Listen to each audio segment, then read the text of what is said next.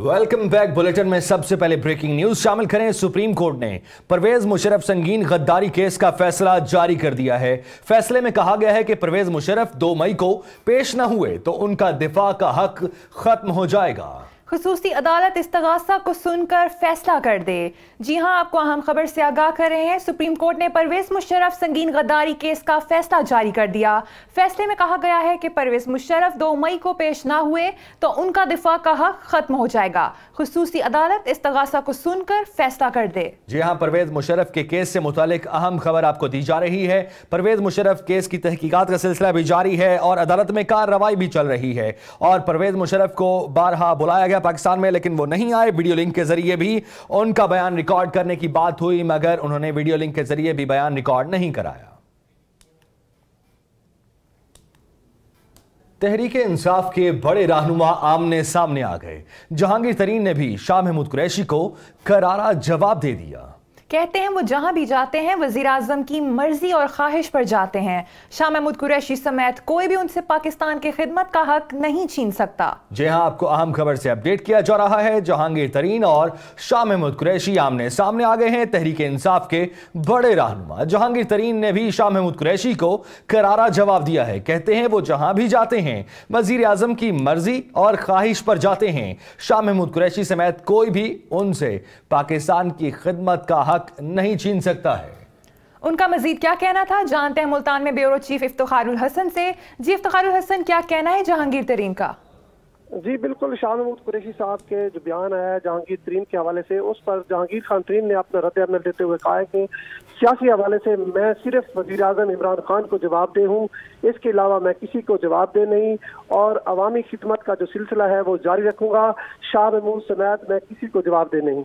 इस पर जहांगीर खान तरीन से हमने रब्ते करने की भी कोशिश की, लेकिन उन्होंने कहा कि जो कुछ मैंने कहना था वो कह दिया है और मेरा कहना यही है कि मैं अवामी जो है खिदमत ये जारी रखूंगा और मैं सिर्फ और सिर्फ वजीर आज़म पाकिस्तान इमरान खान को जो है वो जवाब दे हूँ। और मैं किसी भी मीटिंग में जाता हूँ, किसी प्रोग्राम में जाता हूँ या किसी भी सरकारी इवेंट में जाता हूँ तो वजीर आज़म इमरान खान की ख्वाहिश पर जाता हूँ और वो मुझे कोई नहीं रोक सकता।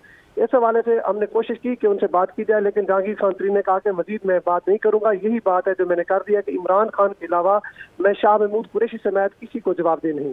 जी अच्छा इफ्तिखार, ये बताइएगा कि जहांगीर तरीन ने जो जवाब दिया है इस हवाले से क्या उन्होंने कोई इशारा दिया कि कोई वो एक्शन लेंगे, इमरान खान से कोई इस हवाले से गुफ्तगू करेंगे ताकि ये शिकायत उनकी इमरान खान तक पहुंचे कि शाह महमूद कुरैशी उन्हें क्यों रोक रहे हैं? जी, उनके तर्जमान से हमारी बात हुई तो उनके तर्जमान ने यही कहा कि जिस अंदाज में शाह महमूद कुरैशी ने बात की है उसी अंदाज में हमने उनको जवाब दे दिया है। मजीद इस पर बात नहीं होगी और ना ही मैं शाह महमूद कुरैशी के कहने पर किसी मीटिंग या किसी इवेंट में जाने से रुक सकता हूँ। मैं सिर्फ इमरान खान वजीर आज़म पाकिस्तान को जवाब दे हूँ। जब तक वो मुझे अपने प्रोग्रामों में बुलाते रहेंगे मुझे कोई नहीं रोक सकता और मैं अवामी खिदमत का जो सिलसिला है उसको जारी रखूंगा। जबकि शाह महमूद कुरैशी का ये कहना है कि जब ये किसी सरकारी मीटिंग में बैठते हैं तो जो हमारा अदालती फैसला है उसकी भी नफी होती है और जो मुखालफिन है उनको भी बात करने का मौका मिलता है। तो इस पर शाह महमूद कुरैशी ने यही कहा कि मेरी जीत हार अलग है, लेकिन मैं अवामी खिदमत का सिलसिला जो है वो जारी रखूंगा और मुझे सिर्फ इमरान खान को जवाब देना है। ठीक है, तो जहांगीर तरीन कहते हैं कि अवामी खिदमत का सिलसिला यूं ही जारी रहेगा। ब्यूरो चीफ मुल्तान इफ्तिखारुल हसन ने अपडेट किया। शुक्रिया आपका। आगे बढ़े और आपको बताएं, वजीर इत्तलात फवाद चौधरी ने कहा है कि आसिफ जरदारी का मुस्तकबिल में जेल में आना जाना नजर आ रहा है। बेनजीर इनकम सपोर्ट प्रोग्राम का नाम तब्दील करने का कोई इरादा नहीं। एहसास के नाम पर नए प्रोग्राम का दायरा कार बढ़ाएंगे, उनका मजीद कहना था। उन्होंने यही कहा कि अब इस दायरे कार को मजीद बढ़ाया जाएगा। मजीद उन्होंने क्या कहा, आइए जानते हैं। हमारे बनाए हुए नहीं हैं, ये सारे नवाज शरीफ साहब के दौर में शुरू हुए थे। 2015 में ये मुकदमात शुरू हुए थे। 2016 में चौधरी निसार साहब ने प्रेस कॉन्फ्रेंस करके बताया था कि किस तरह से इन अकाउंट्स को इस्तेमाल किया गया ज़ाती बिलावल हाउस के ज़ाती अखराजात के लिए, आयान अली के टिकटों के लिए और जो फ्रंटमैन हैं उनके टिकटों के लिए। तो ये बातें जो है ये सबके सामने हैं कि ये बड़ी अच्छी इन्वेस्टिगेशन की है PMLN ने इसमें।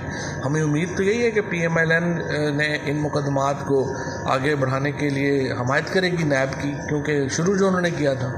तो उम्मीद है कि जरदारी साहब जो हैं वो भी नवाज शरीफ साहब की तरह, और जिस तरह से वो जेल में आ जा रहे हैं जरदारी साहब का भी फ्यूचर तो यही लग रहा है। जो Benazir Bhutto income support program है, जिसको बिस्प कहते हैं, ये जिस तरह से ज़कात का फ़ंड है या बैतुल माल का फ़ंड है, ये फ़ंड्स हैं जिनमें आप बुनियादी तौर के ऊपर जो पैसे हैं वो डायरेक्टली लोगों को देते हैं।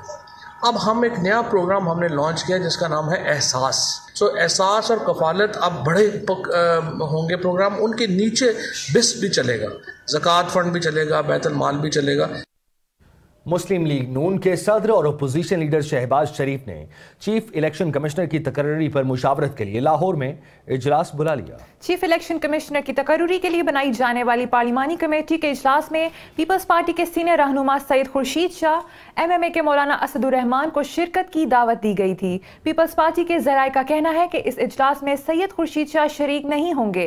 ये इजलास 1 पॉइंट एजेंडे पर है, जिस अपोजिशन जमातों का मुश्तरका इजलास करार नहीं दिया जा सकता। इसी हवाले से बात करते हैं, हमारे साथ नुमाइंदा आप न्यूज मौजूद हैं गौहर भट्ट। गौहर भट्ट, आगाह कीजिएगा ये किस किस्म का इजलास होने जा रहा है और खुर्शीद शाह शरीक नहीं हो रहे इस इजलास में? जी, ये इजलास जो है दरअसल ये इजलास हो रहा है जो इलेक्शन कमीशन के 2 अरकान हैं उनके तकर्रर के हवाले से। अपोजिशन ने अपने तौर पर पार्लियामेंट में कौमी असम्बली में एक कमेटी बना रखी थी जिसके 3 अरकान थे, जिसमें शहबाज शरीफ साहब चूंकि अपोजिशन लीडर हैं तो उस कमेटी के हेड हैं, उनके साथ साथ खुर्शीद शाह और MMA की जानिब से असदुर रहमान साहब जो मौलाना फजलुर रहमान साहब के साहबजादे हैं वो शामिल हैं। ये नून लीग जो है उन्होंने आज सुबह एक प्ले किया, अपनी तरफ से क्रेडिट लेने की कोशिश की या ये समझ लें कि हाइप क्रिएट करने की कोशिश की, और उन्होंने ये कहा कि मुश्तरका अपोजिशन का इजलास होने जा रहा है आज, जब शहबाज शरीफ ने तलब कर लिया है, जबकि ऐसी कोई फॉर्मेशन अपोजिशन की तरफ से अभी तक मार्ज वजूद में नहीं आई कि शहबाज शरीफ हो या खुर्शीद शाह हो, कोई मुश्तरका एक अपोजिशन उन्होंने कायम की हो जिसकी कोई फॉर्मेशन हो। हाँ, उनका अपना वर्किंग रिलेशनशिप के हवाले से मुख्तलिफ इशूज के ऊपर इतफाक जरूर मौजूद है, लेकिन मुस्लिम लीग नून ने आज इस हवाले से अब एक हाइप क्रिएट करने की कोशिश की, जिसे बहरहाल आप न्यूज़ ने एक्सपोज किया और हमने ये बताया आवाम को कि ये इजलास जो है बुनियादी तौर पर इलेक्शन कमीशन के 2 अरकान के तकर्रर के हवाले से बुलाया जा रहा है, जिसमें सिर्फ 2 पार्टीज नून लीग के अलावा इन्वॉल्व हैं, उनके 2 नुमाइंदे हैं, जिसमें खुर्शीद शाह साहब ने आना था लेकिन उनकी तबीयत नासाज हो गई जिसकी वजह से वो नहीं आए। मरियम औरंगजेब साहब का कहना है कि हमने उनके साथ वीडियो लिंक के ऊपर जो है ना वो रब्ता किया है, इजलास अभी जारी है, अभी उन्होंने इस हवाले से ना कोई फुटेज शेयर की है हमारे साथ, ना ही कोई अंदर की कार्रवाई से भी मुतला किया है। जी, बहुत शुक्रिया गौहर भट्ट, आपने आगाह किया। और पीपल्स पार्टी ने पेट्रोलियम मसनूआत की कीमतों में इजाफे का मामला पार्लियामान में उठाने के लिए हिकमत अमली तैयार कर ली।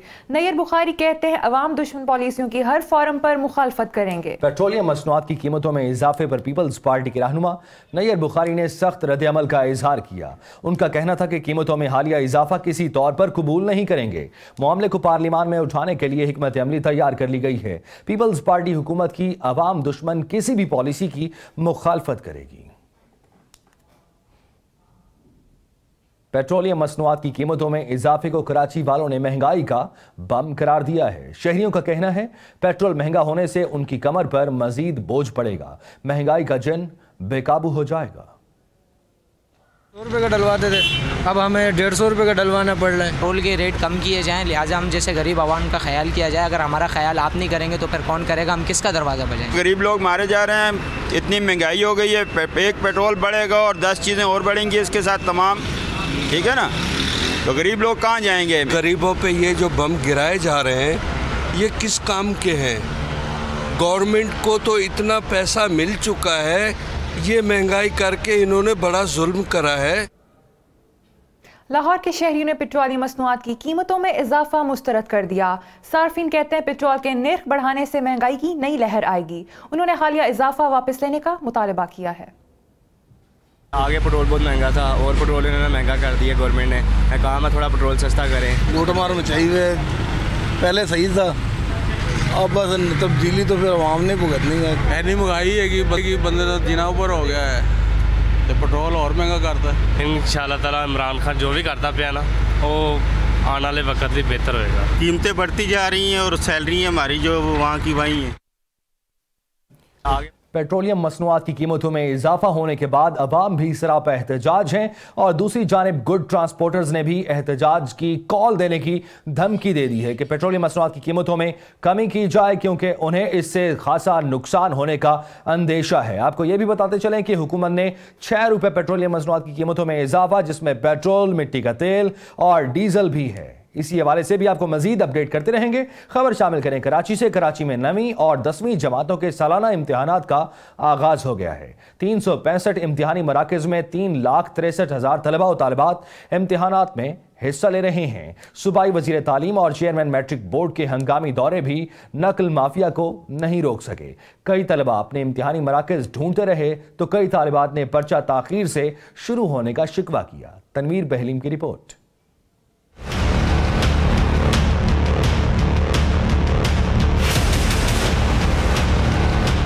कराची में 9वीं 10वीं जमात के इम्तिहानात नकल माफिया सरगर्म, बद इंतजामी भी उरूज पर नजर आई।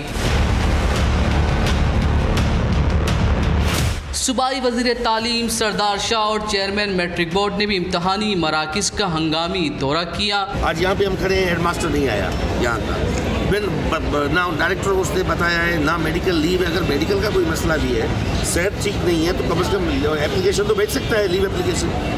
अगर उसने ये गफलत किया तो उसको सस्पेंड किया है आज यहाँ पे। इम्तिहानात के पहले दिन पर्चे की ताखीर से तलबा परेशान भी नजर आए, जबकि कई तलबा इम्तिहानी मराकिज़ ढूंढते रहे। नहीं आया अभी तक पेपर। हम लोग तकरीबन 9:30 बजे के बैठे हैं, उससे भी पहले के अभी तक नहीं आया। 7:30 बजे घूम रहे हम लोग, हमें मिला ही नहीं है वो। सब कुछ अच्छा है का मंजर पेश करने वाले चेयरमैन मैट्रिक बोर्ड ने इंतजामात को तसल्ली बख्श करार दिया। पहला पेपर होता है तो उसमें कभी कभी शिकायत होती है कि पेपर ताखीर से पहुँचता है, क्योंकि कराची के अंदर 363 एग्जामिनेशन सेंटर हैं, तो हमने इनके 11 हब बनाते हैं। तो वो 11 हब में मुख्तलिफ जो पेपर लाने वाले CCO जिन्हें हम कहते हैं, वो पेपर लेकर आते हैं, तो ताखीर कभी कभी 5-10 मिनट हो जाती है। 9वीं और 10वीं जमात के सालाना इम्तिहानात के लिए शहर भर में 365 इम्तिहानी मराकिज़ कायम किए गए हैं। 3.5 लाख से ज़ायद तलबा और तालिबात इम्तिहानात में हिस्सा ले रहे हैं। मैट्रिक इम्तिहानात में बेहतर इंतजामात के दावे अपनी जगह, मगर तलबा कहते हैं इम्तिहानी मराकिज़ में सहूलियात का फुकदान है।